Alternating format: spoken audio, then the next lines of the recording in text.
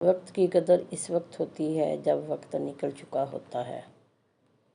بہت آگے نکل جانے والا بھی ہمیشہ تنہا رہ جاتا ہے۔ دولت سے گھڑی تو خریدی جا سکتی ہے لیکن وقت نہیں۔ خاموش انسان میں سوچنے کی صلاحیت زیادہ ہوتی ہے۔ جس آدمی کے پاس کتاب ہے وہ اکیلا نہیں۔ دنیا میں سب سے زیادہ نفرتوں کا سامنا سچ بولنے والوں کو کرنا پڑتا ہے۔ جب تم ہارنے لگو تو سوچنا تم نے شروع کس وجہ سے کیا تھا۔ سب کو سب کا پتہ ہوتا ہے لیکن اپنا کسی کو پتہ نہیں ہوتا۔ لوگوں کو حق بات بھی وہ پسند ہے جو ان کے حق میں ہو۔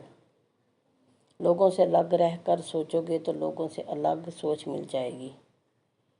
نیک اولاد سے بہتر میراث کوئی نہیں۔ خوشی انسان کو وہ کچھ نہیں سکھاتی جو غم سکھاتا ہے۔ پریشانی حالات سے نہیں خیالات سے پیدا ہوتی ہے۔ جو چیزیں نقصان پہنچائے ان سے پرہیز کرنے والے تھوڑے اور شفا پانے والے زیادہ ہیں۔ جو شخص اپنے نفس کو قابو نہیں رکھ سکتا وہ بہت سے لوگوں کو کیسے قابو میں رکھ سکتا ہے۔ دنیا میں کسی سے دشمنی نہ کرو کیونکہ اس سے زیادہ سخت شے کوئی نہیں۔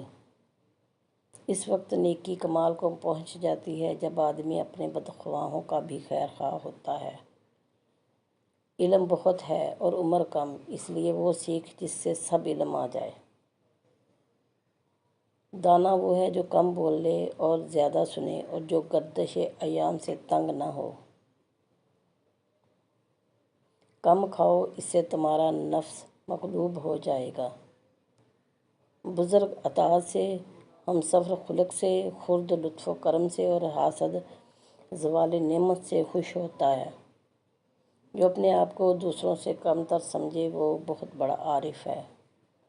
دو بھائیوں میں دشمنی نہ ڈالو کیونکہ ان میں تو صلاح ہو جائے گی اور پھر تمہارا برا ٹھہرایا جائے گا۔ ذلت کی زندگی سے عزت کی موت کہیں بہتر ہے۔ لالچ انسان کو بڑے بڑے گناہوں میں مبتلا کر دیتا ہے۔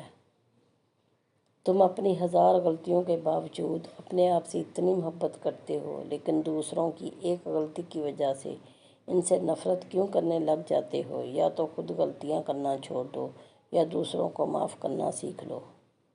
دوست کے ساتھ اس نمک کی طرح رہو جو کھانے میں دکھائی نہیں دیتا لیکن اگر نہ ہو تو اس کی کمی بہت محسوس ہوتی ہے۔